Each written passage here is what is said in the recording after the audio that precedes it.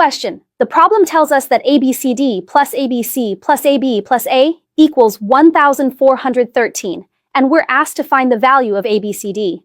So, what is ABCD equal to? Let me explain something here. You see, the reason these have lines over them is to indicate that this is a 4-digit number, not a multiplied product of A, B, C, and D. It's important to understand this. So, since we're being asked to find this 4-digit number, don't we need to know the values of A, B, C, and D individually? So how do we calculate it? If looking at it horizontally doesn't give us any ideas, let's try rewriting it vertically. So it becomes ABCD plus ABC plus AB, and then plus an A, and this equals 1,413.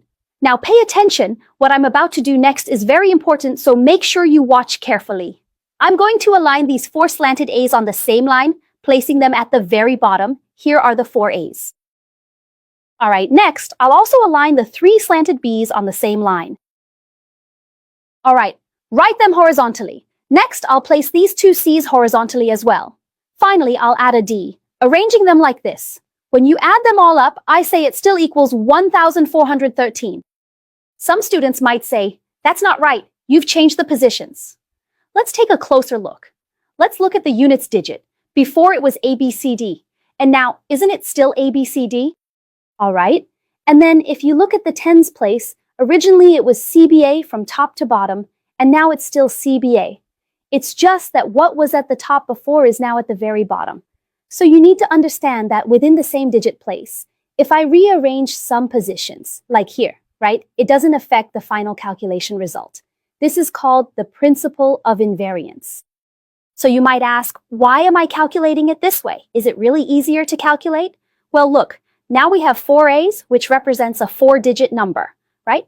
So a 1-digit number plus a 2-digit number plus a 3-digit number and then plus a 4-digit number equals 1,413. Let me ask everyone, can I now deduce what A equals? Some students asked, can this be deduced? First of all, A cannot be 0. And 0 cannot be the first digit, right? Can A be 2? If it is 2, then 2,222 is already larger than it. So what can it be equal to? Can we write it out so that A can only be equal to 1? Okay, that means 1,111 plus the whole part above. It equals 1,413. So I subtract 1,111 from 1,413. What do all these numbers above add up to? Isn't it just 302? Okay, next, I'll use this 302 to determine B. B can't be 0, and B can't be 1 either. Why? Because if it's 1, then it's the same as A, right?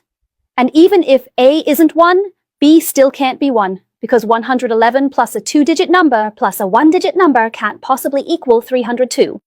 So can B be 3? Well, 333 is already bigger than that, so that's not possible either. So what can B be? Hey, if we write it out below, isn't B only able to be 2? Right, so that's 222. Next, if I subtract 222 from 302, what's left is 80. What does that mean? It means D plus CC equals 80. All right, let me ask everyone, what is the value of C? Can C be 8? Well, 88 is bigger than 80, so that's definitely not possible. Some students might say, what if C is 6? Think about it. 66 plus 14 would be needed to make 80, but 14 is a 2-digit number, and that's not possible either. So what can C be? Isn't C only able to be 7? That would be 77. 77 plus what equals 80? Isn't it plus 3? So D must be 3. That means the 4-digit number we're looking for is 1,273. And with that, we've finished this problem. I suggest everyone give a little like after watching, save it, and watch